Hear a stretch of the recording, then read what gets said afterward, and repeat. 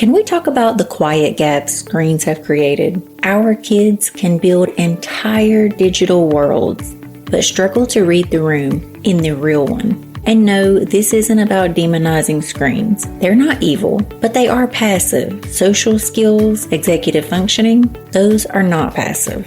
They're built, practiced, strengthened. That's why I love social thinking, because this isn't just be nice advice. It teaches kids how social communication actually works, how to notice what others are thinking, manage impulses, join conversations appropriately, and respond instead of react. And here's the part parents don't always realize. It also builds executive functioning, organization, flexible thinking, time management, problem solving. These are classroom survival skills, friendship skills, life skills. If screens have taken some of those practice reps, we can build them back intentionally. Check out social thinking in the show notes. And let's raise kids who can navigate people and not just platforms.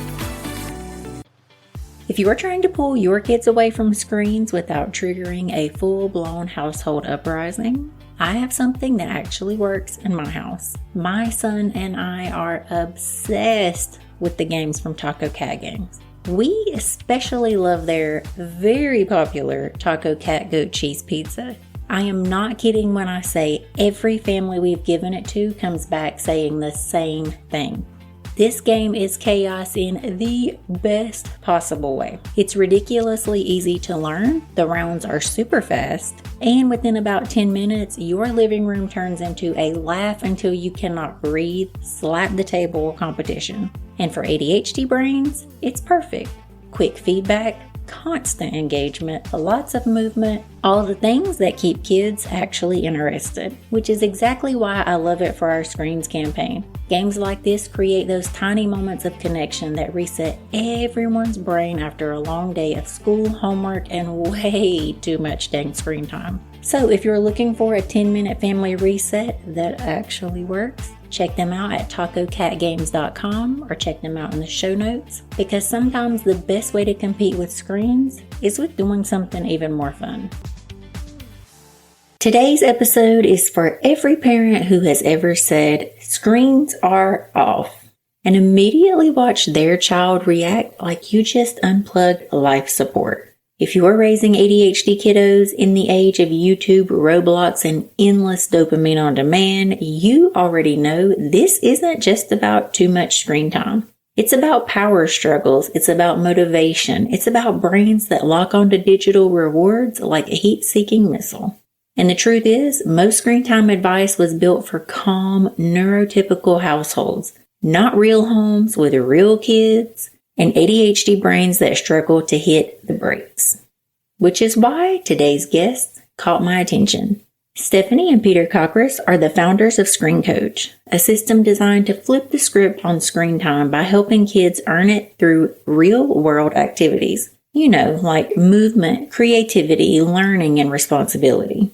But what makes their work interesting is that this didn't come from a parenting theory book. It came from their own kitchen table. Stephanie brings a background in psychology, behavior change, and life coaching, studying what actually motivates people to change their habits. Peter is a longtime tech entrepreneur who spent his career building software that solves real-world problems. And together, as parents navigating the same screen time battles as the rest of us, they realize something important. Most tools try to control kids, but what actually works is teaching kids how to manage themselves. So today, we're talking about ADHD brains, digital dopamine, and how families can start turning screen time from a daily fight into something that actually works. Let's welcome Stephanie and Peter to the mic. Welcome to Chaos and Caffeine, the ADHD parenting podcast where you do not need a degree to understand your kid. I'm Danielle, mom in the trenches who spent years obsessing over how to do this better, so you don't have to learn everything the hard way like I did. Each week, I bring on experts who actually make sense. And then if you want the real story, come hang out with me on Patreon where I break down how it all played out in my house. What worked, what flopped, and what I'm still side-eyeing. Thanks for being here.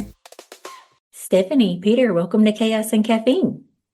Thank you for having us. G'day. Very excited. Very excited. This is a part of our Screens campaign, which our audience will know, but I think it's probably an across the board problem with parents, not just neurodivergent or neurotypical. I think every parent in 2026 is struggling with screen time. Absolutely. Absolutely. For themselves and for their kids. Absolutely.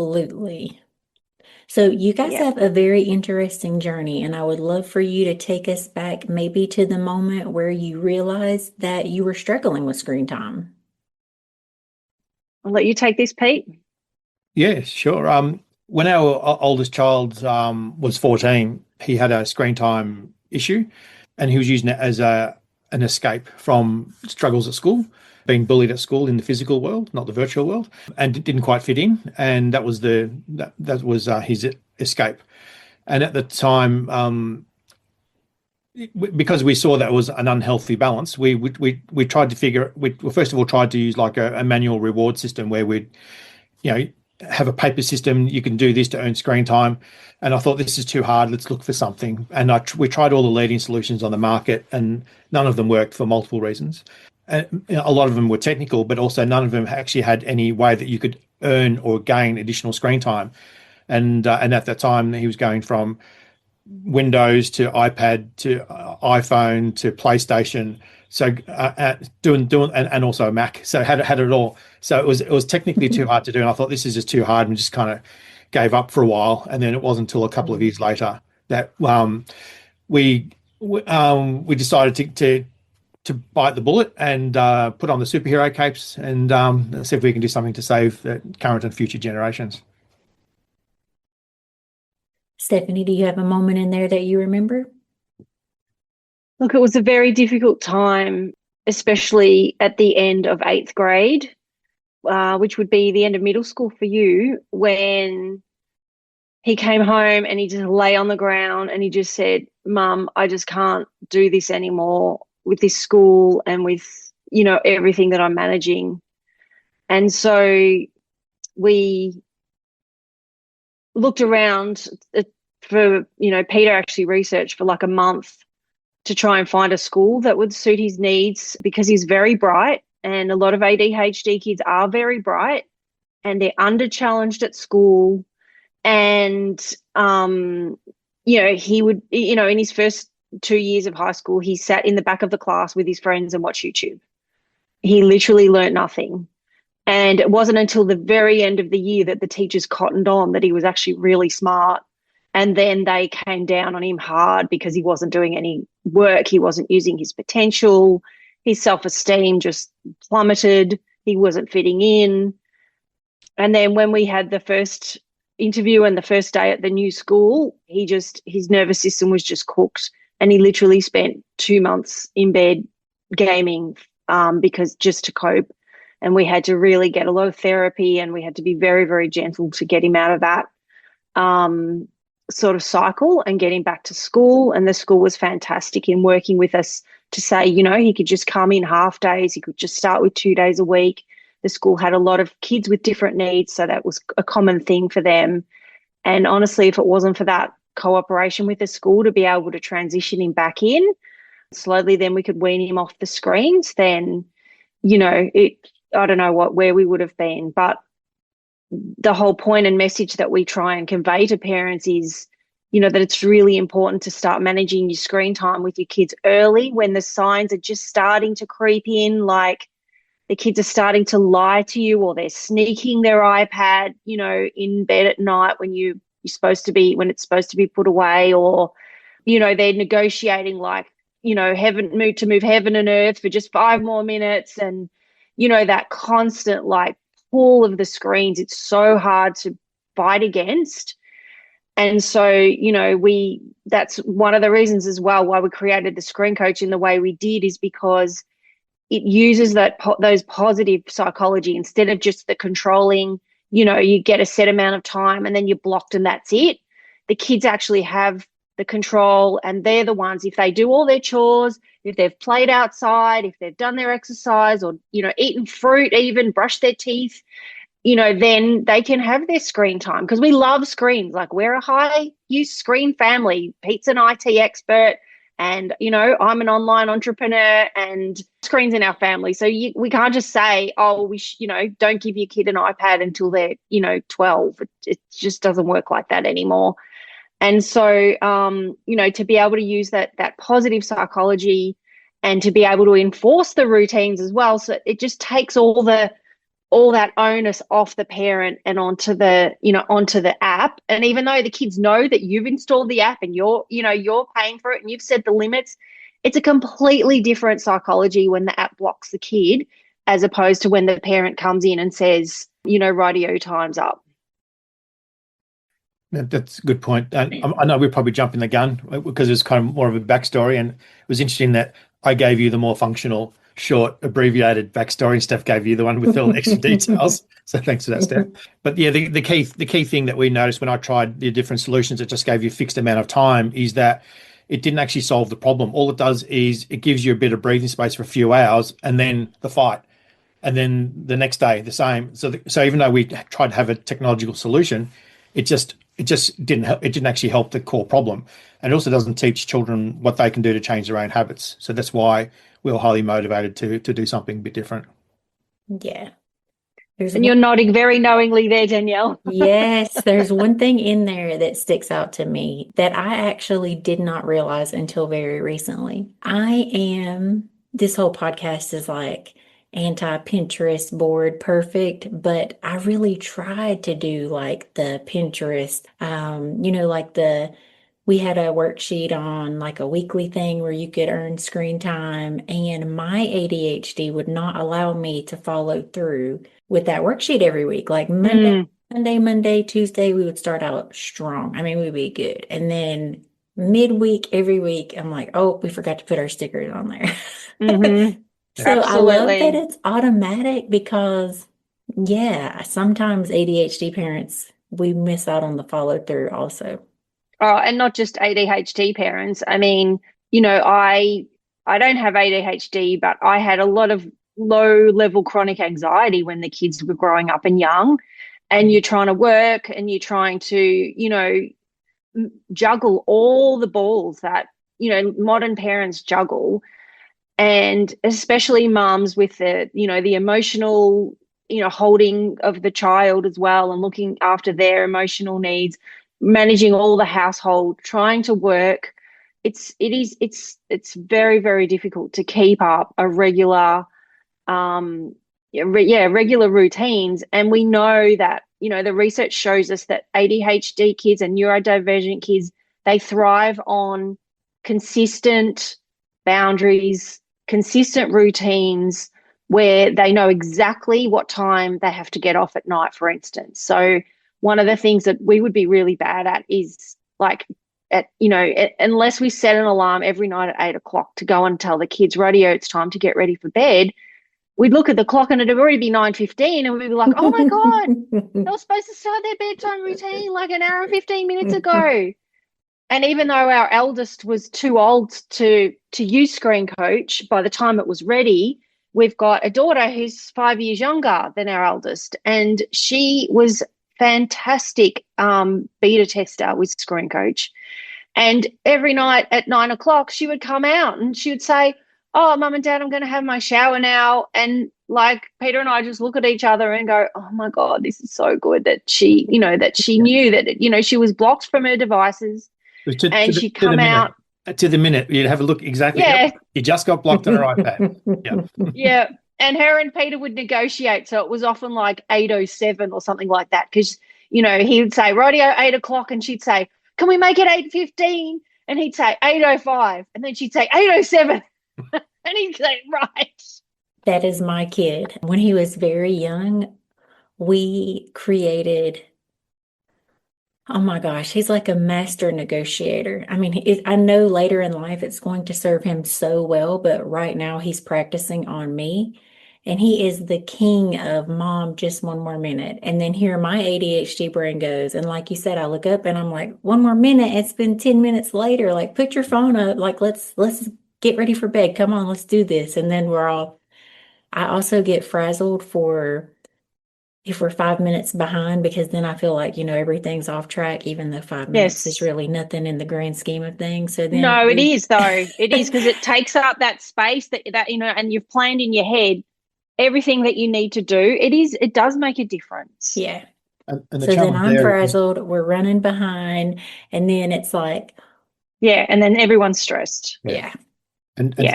for Alexia in the morning, she used to get blocked at 7:53 in the morning. So one of those negotiated times. And by some surprise, she'd come out of her room exactly at 7:53 every single morning. But if she was fully ready for school, I could say, that's great. And I can confirm. Then I say, I'll give you a free access pass until the time we're ready to go out. But the thing, but otherwise, we've got so many things we have to do ourselves, and to have to remember everything for the kids. Have you done this? Have you packed that? So it's not just at night; it's also the morning routine as well. So if you can have someone else taking care of that, then that's fantastic. So that's the whole yeah, aim is we're trying to be a parenting aid. We're not trying to do the parenting for you. We're trying to help you relax a bit and improve your relationship, because there's nothing worse than every day as a parent being the bad cop saying, no, you can't do that, stop, do that. The relationship is very different yeah, when you're doing that every single day. So that's why we're trying to flip the switch and say, well, now ScreenCoach is the bad cop. You can have agency to be able to earn screen time within the allowed times of the day. So therefore, those naggings and that fighting just is eliminated, and then you can build that relationship back up with your children again. Because screens for most children is probably the thing they love the most, or maybe the second most. At one Yeah, time, the iPad was before me and Dad. So yeah, yes, you are right. They're that's probably right. the thing most. Yeah. But if you go to any child and you take away the thing they love the most, they're going to get really upset, regardless of what the situation is. And that's what screen time is Yeah. for most children. Some people criticize what we've done and they say, this is disgusting. Parents should parent. Parents should be able to set boundaries. Parents this, parents that.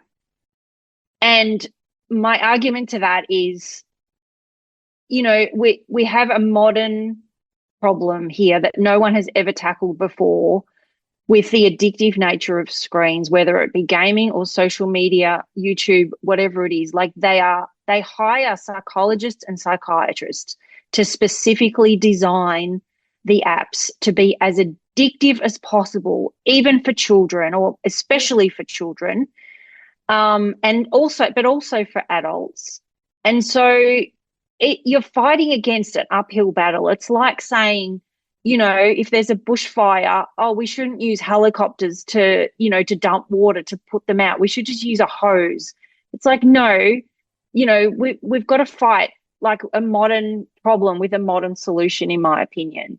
But more than that, it actually gives the kids the self-esteem to think that they are managing themselves, right? Our kids, they want to step up. They want to be like an adult. But the screen pull is just so hard. And, you're not going to be you don't leave alcohol and cigarettes on the table, open bottles with a glass and say to your kids, go for it. Cocaine, sugar addiction. People keep the lollies, the sweets and the candy, they're hidden, you know what I mean? And kids can have them in moderation. And if kids are just allowed a free-for-all for those things, it's the same addiction cycle with screens in our brain. And when the kids actually they can see that they can actually manage themselves, and we have a checklist so that they can pack their bag and do everything that they need to do without the parent having to micromanage them every step of the way, the child actually feels really good about themselves. So it's actually a really positive thing rather than a negative thing saying, oh, parents shouldn't just hand their parenting over to an app. I was going to say, I don't think that it's handing the parenting over to an app. To me, it seems helpful, and maybe this is the ADHD swirling up there, but to me, it seems helpful with the bandwidth of all that is on my plate already.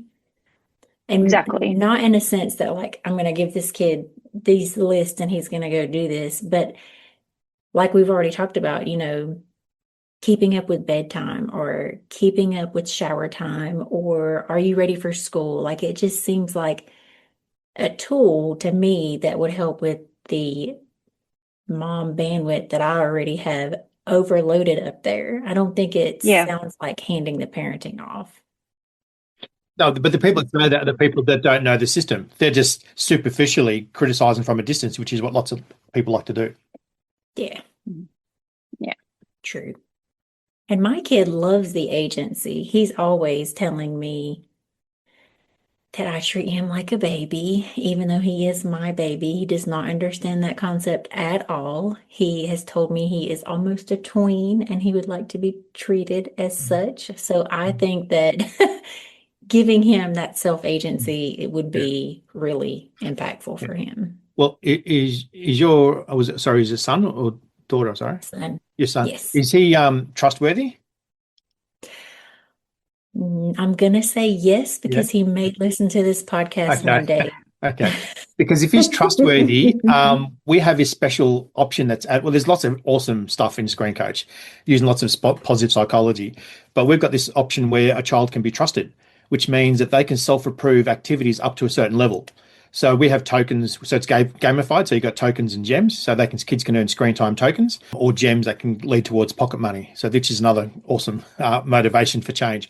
But so let's just say you've got something short. It might be something like brush your teeth, and that might be worth 3 tokens. Well, so, and if you might trust your son up to 10 tokens, so therefore it can be automatically self-approved. You don't have to approve it. So straight away he's feeling really great because he's now self-managing. So you could set that trust level as high as you like, or as low, or not have it at all. But you get that flexibility. So this is some of that agency where we're now starting to teach children, and this is why it's called ScreenCoach. The whole aim is that for our app and the process and the way you set up the rules is to coach the children to new, healthier habits. And this is the other awesome thing as well, is if he gets 3 tokens for brushing his teeth, but you've got to ask him 7 times to do it, well, that's not fun for anyone. But if he does it without being asked, he could possibly get a 200% bonus. He could get like nine tokens in total. Or if he does it being asked once, he might get an extra 1 or 2 tokens. So you can set those different bonuses. So this is part of that positive psychology and the positive rewards. So the children are learning that, okay, if I'm proactive, I'm going to get more rewards if I'm more responsive. So you're establishing those new healthy habits for life, which is crucial to become a successful person going forwards. Yeah. Parenting neurodivergent kiddos feels like trying to build IKEA furniture blindfolded sometimes. You know there's a manual, but it's all in Swedish. That's exactly why I want to spotlight Insight Family Market. They aren't another generic store. They're a curated marketplace built by someone who's literally been in the trenches as an educator and parent, selecting tools that actually make daily life more manageable for real families. From sensory-friendly clothing and adaptive tools to educational supports and wellness essentials, everything is chosen with a family-first mindset. No clinical jargon, no guessing what might help. What I love is that it's not about selling you a quick hack. It's about offering thoughtful, quality products that help create more calm, more confidence, and more actual functioning in chaos. Whether that's at mealtime, bedtime, homework, or quiet moments between the noise. If you are exhausted from chasing solutions and just want a place where the gear feels like it was picked by someone who gets it, Insight Family Market might be that stop on your journey. So you've mentioned a little bit about it. I would like to dive into a little bit of the psychology that went into the app and teaching the healthy habits, because me and my kid have had the conversation many times. We both know that we're both aware of how many hours we're on our apps and screens every day. We've went into that. We have actually talked about what would be a logical, healthy number for both of us. And then sometimes even in our best efforts, we do not meet that. So I would like to know some of the psychology that you have mentioned, the positive psychology going in, if you don't mind. So the positive psychology is around incentivizing the behavior that you want to see. That's really the key core thing. So people ask, well, how much screen time is too much? So the research around how much screen time is too much is still very sparse. There hasn't been a lot of research into that. And my answer when people ask me is, it depends on the child. Some children struggle to handle half an hour on the iPad a day and before they have mega meltdowns, and it really affects them. Other children, like our eldest, can handle multiple hours a day and they still seem to function okay. However, when they're on the screens for more than a number of hours, it's what they're not doing that actually creates the psychological issues with the anxiety and the depression. In my opinion, a lot of the anxiety and depression and mental health and physical health issues that we see with too much screen time is because kids aren't getting enough sleep, because the light from the devices impacts the circadian rhythms and really affects the sleep. They're not getting enough time physically playing outside, or, if it's, the physical activity.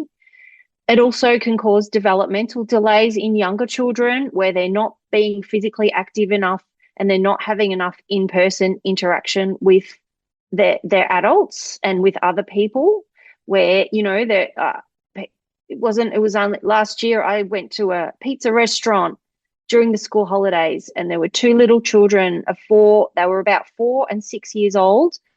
It looked like they were with their grandparents, probably for the school holidays. They went to a pizza restaurant.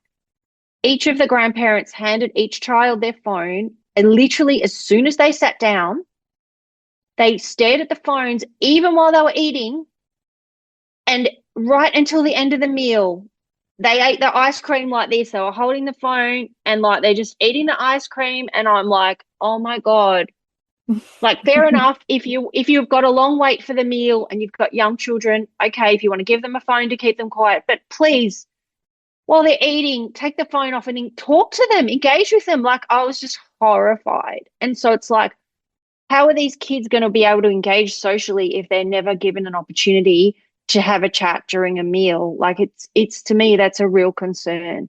So to me, that's the psychology around the screens. And then it's also the psychology around what type of screen time they're using. And I encourage parents to keep a journal if the kids are starting to have meltdowns, where they look at what the child has been doing on the screen, and, what led up to a really bad, what I call it a tech tantrum, when they have to come off. And the really high intensity games that are time limited and are really fast paced, like Fortnite is a classic one. The games where it's like really like intense, they're the ones that really increase their nervous system activation. And when you're not physically moving and when you're all activated, the energy has to come out somehow.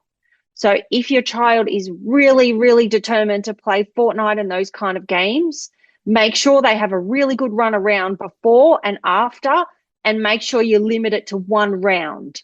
So it's difficult with the child to set like half an hour, because if they're 5 minutes before the end of the round and they're playing online in a team, our eldest used to explain that to me. I'm like, why can't you just get off and come and have dinner? And they're like, oh my gosh, I need to finish this round.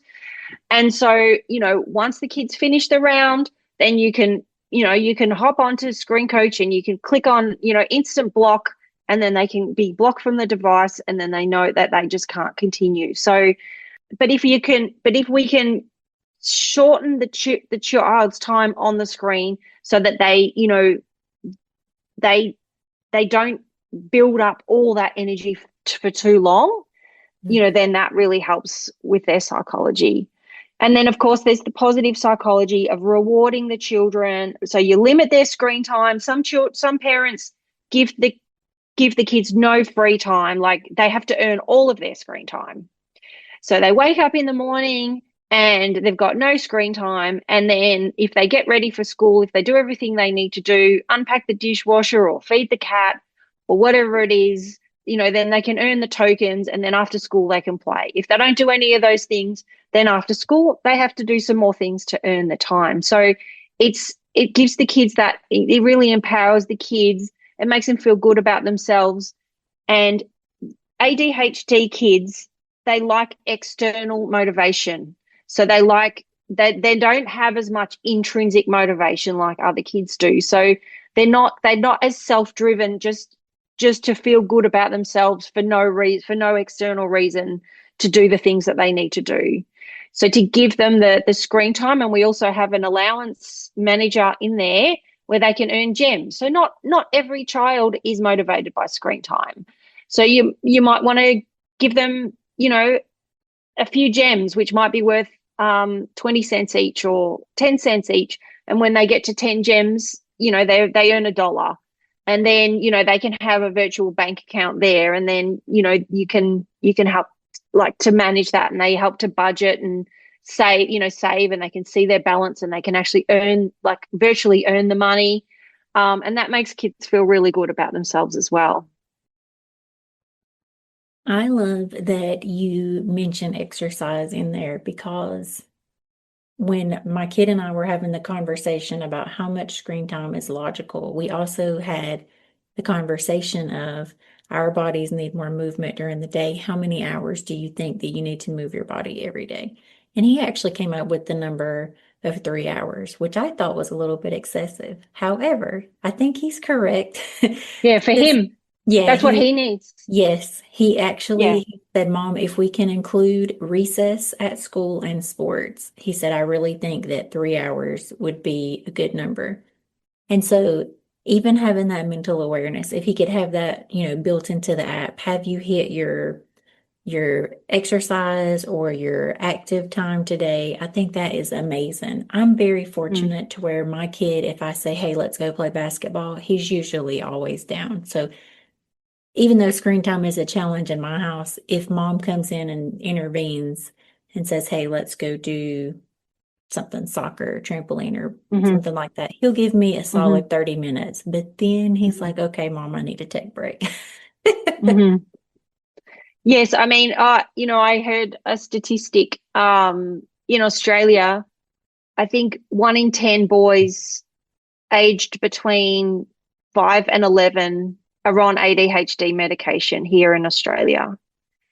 And I believe that screen time is a big part of the rise that we're seeing in the ADHD symptoms. And along with that is not enough exercise. So they go hand in hand. So the more active your child can be, and for parents whose children don't like sports, they have an additional challenge. So it's really important that you find some external activity that the child can do outside the home that might not be specifically sports related, but at least it's fun and movement. So our daughter, she's not a sport fan at all, but when she was younger, she did circus skills class, and she did a bit of taekwondo, which she quite enjoyed until it sort of started to get a bit harder and a bit more physical, and then she didn't want to do it anymore. And she much prefers to ride her bike than walk to school. So Peter was fantastic in encouraging that and riding with her in the morning. And then she loves rollerblading. So, you've just got to find.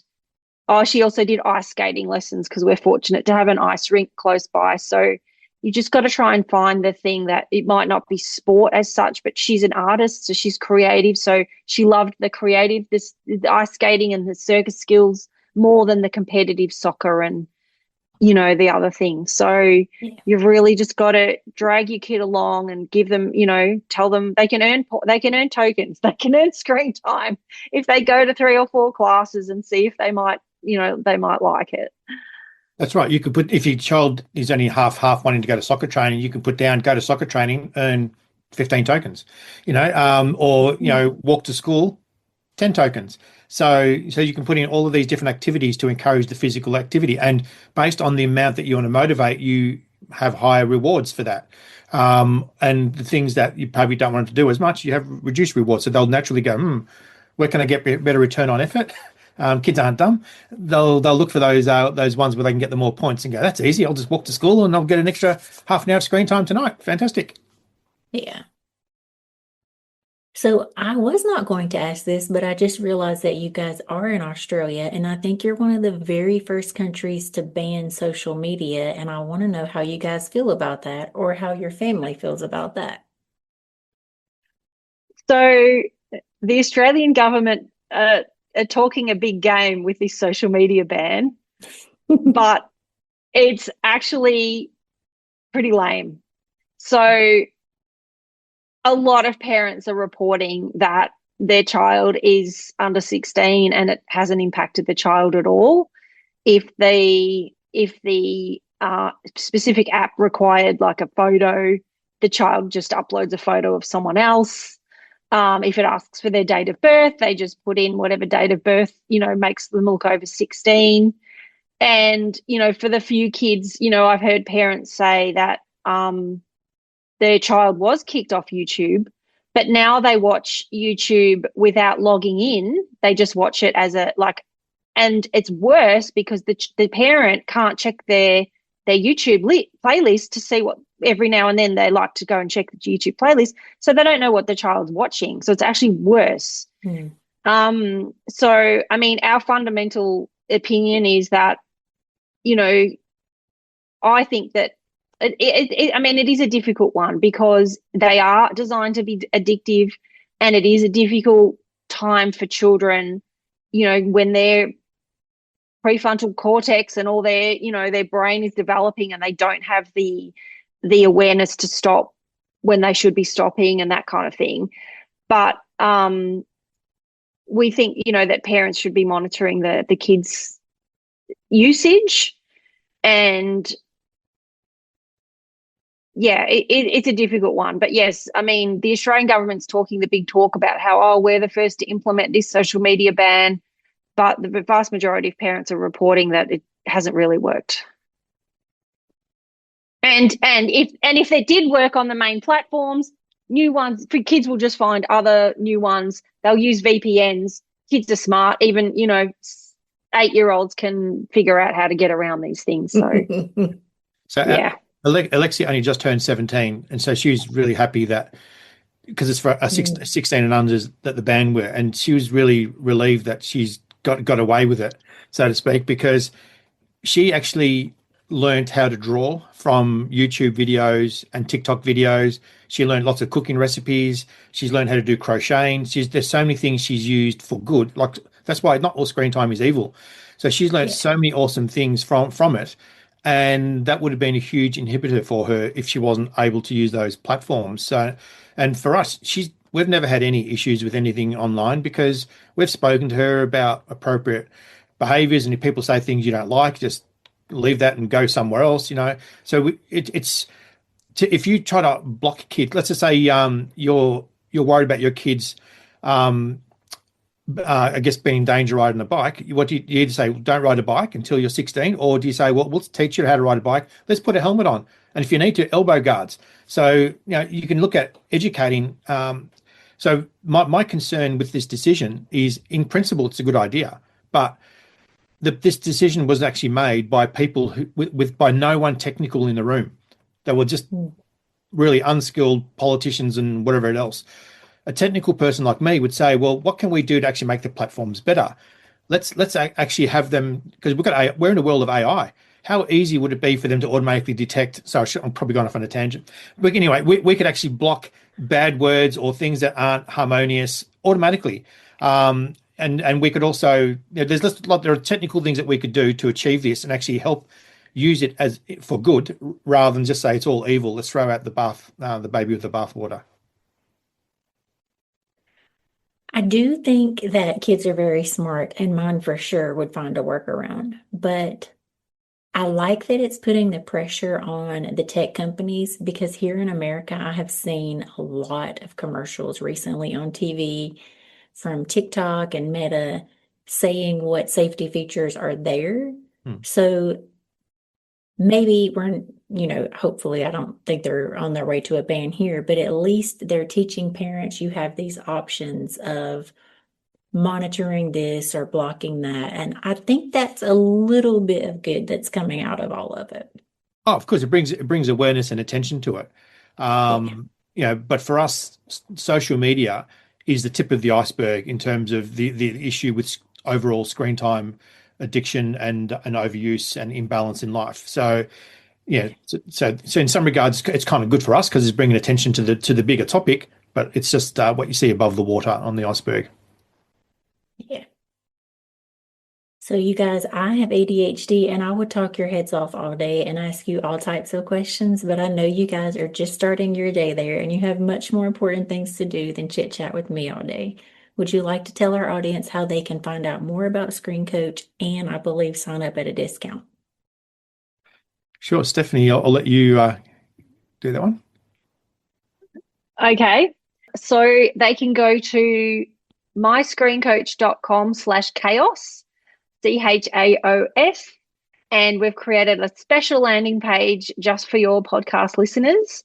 And if they click on the button to sign up, we have a 30-day free trial. So you can trial ScreenCoach for 30 days without needing to pay any money.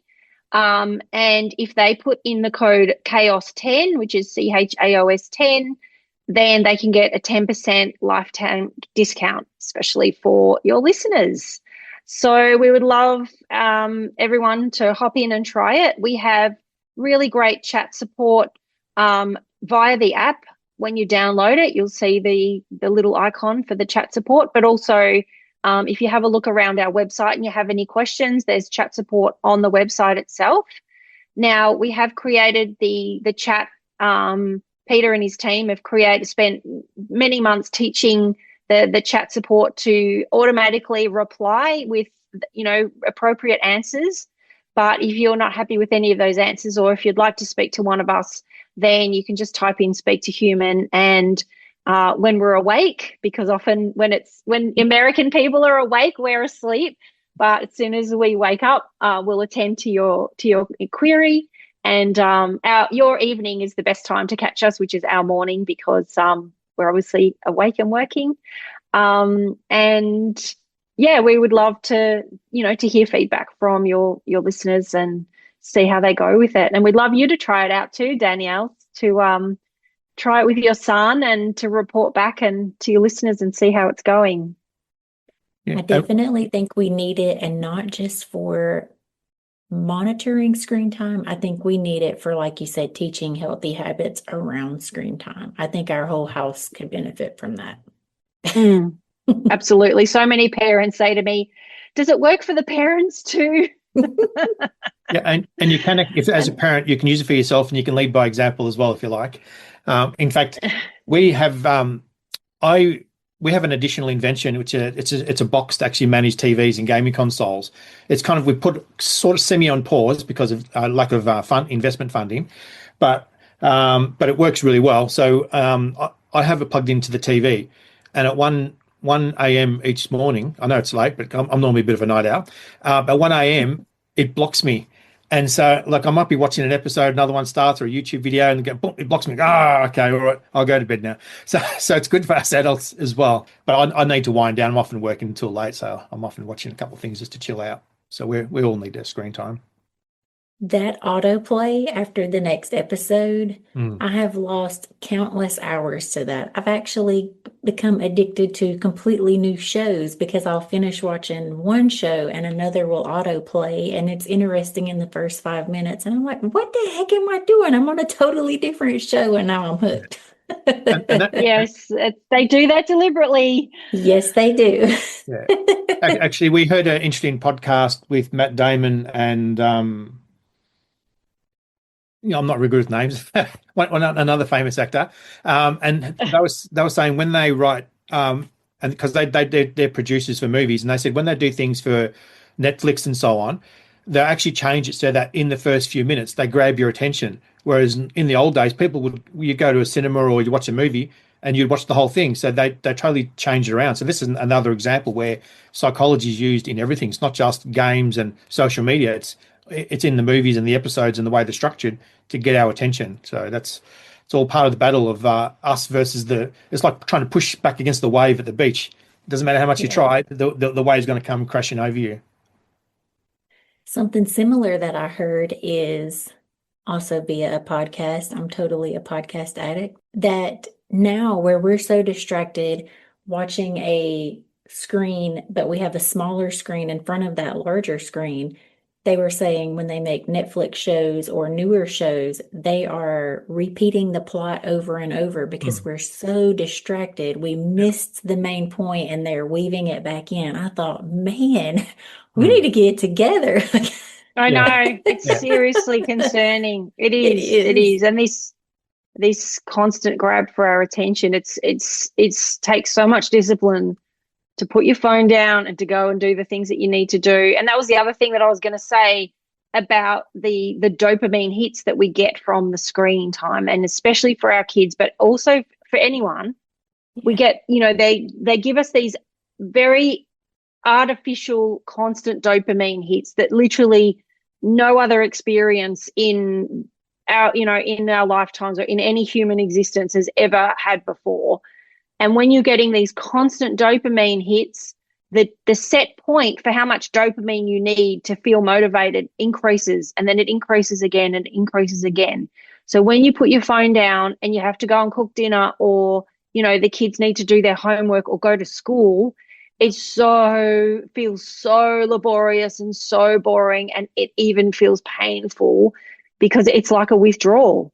It's like, and so that's why we're with ScreenCoach, when you can limit the child's time to small amount of time, because the good news is that set point, once you spend time away from screens, it actually comes back quite quickly. So what people say is when they introduce ScreenCoach and they limit their child's screen time, if they feel like the child really needs a big reduction, the first week is really tough. But then after, or even 3 or 4 days, but then after that, they're like, oh my goodness, who is this child? I feel like I've got my child back again, because the set point drops. And so I say to parents, if you want to do a significant reduction, like, go ahead and do it, but make sure you plan a lot of fun activities for the child, and be really caring and compassionate about what they're going through for those first 3 days. Take them outside, take them, on an excursion, take them around to a friend's house as long as there's no screens, play games with them, really try and coach them through that first 3 or 4 days. And then they say, oh my goodness, I never knew my child is still in there. So, that's something that's, really, really, it really warms our hearts when we, Peter's often speaking to people for support, and, they'll say, oh my gosh, ScreenCoach has completely changed my family. That's so wonderful to hear. I thought I'd just mention. Steph mentioned before that we've got a special page for Chaos, so myscreencoach.com/chaos. You don't have to memorize the discount code, because on that page it'll actually give the discount code. So they just have to remember our website /chaos, and that'll help them with that discount code. And some other and you've got that in the show notes anyway. Yeah, for sure. That's right. Yeah. And the other cool thing is we did a few webinars for screen time and ADHD. So on our website, if you go to the resources menu, if you want to click on ADHD, you can click on and get access to a webinar recording that we did with some presentations, etc. That was done as a part of that. So we've got some cool resources in there. Very nice. And last but not least, if there's anyone out there that would like to invest in ScreenCoach, yes, hit us up, because we'd love to hear from you. Please, because we need the other invention. So anyone that's listening, please. Yes. That's right. We've got big plans to help many children around the world. It's also now multilingual. So we've just got Spanish in beta. We're testing out Portuguese. So we're looking to push out other languages, because I'll say it's very well engineered, given I'm the head of technology. So we're looking to expand globally, and we're getting great success stories. And so it's been quite a hard journey, because for tech startups, it's been very difficult to get investors in the last few years because of interest rates, global economies, and all the rest. And sometimes it feels like, some days are harder than others, and we think, sometimes it's too hard. But when I get these great success stories, it really energizes me. It's like, there are days when I'm really exhausted. As soon as I start talking about ScreenCoach, I'm just jumping out of my skin, because I'm really passionate about it. It's a mission to make a difference in the world. We're not doing it for a buck. It's much easier ways to make money. So we're really here to help families globally and help children. We want our ScreenCoach children to be tomorrow's leaders in the world. So really excited about that. I was going to ask you guys one final question, but I think that's probably a perfect ending. I love that. Thank you guys so much for your time today. This has been amazing. Thank you. Lovely to Thanks chat for with having you. us. And you really energized me talking in the morning, talking about ScreenCoach. Thank you. Maybe you can get to bed before 1 a.m. tonight. Indeed. Thank you. Catch you later. Bye. If you're listening to this episode and thinking, okay, this is exactly the battle happening in my house, you, my friend, are definitely not alone. Screens are one of the biggest parenting challenges of our generation, especially when you're raising kids with ADHD brains that are basically wired to chase the dopamine. What I appreciate about Stephanie and Peter's approach is that it isn't about shaming parents or pretending we can raise kids in screen-free bubbles. It's about giving families a system that actually works in the real world. If you want to learn more about what they've built, you can check out their app and resources at myscreencoach.com/chaos or click the link in the show notes. And if this conversation made you feel a little less alone in the screen battles happening in your house, make sure you're following the podcast so you don't miss the rest of our screen series, where we're digging into what screens are doing to our kids' brain and what the hell to do about it. While you're there, be sure to do all the things for the algorithm gods. Like, comment. I love reading those. Leave us a review. 5 stars, obviously. But more importantly, I need you to share this with your ADHD parenting bestie who just slammed their kid's iPad into the wall. That's it for this week on Chaos and Caffeine. I'm Danielle, and I'll see you back here next week for more chaos. Hopefully, for the love of God, more caffeine, but a lot more clarity.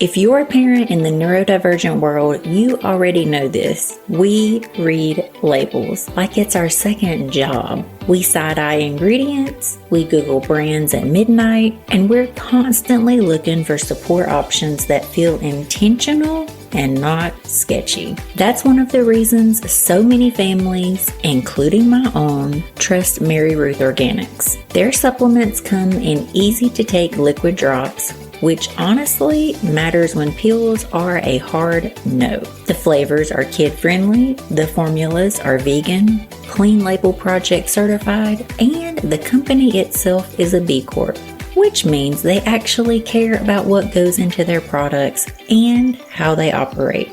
Mary Ruth's doesn't promise miracles, and neither do we. What they offer is thoughtfully made, high-quality supplements that fit into real family routines without added stress. If you're looking for a brand that prioritizes transparency, clean ingredients, and making supplements easier for kids and parents alike, Mary Ruth Organics is one worth checking out. Because supporting our kids starts with choosing products we actually feel good about giving them.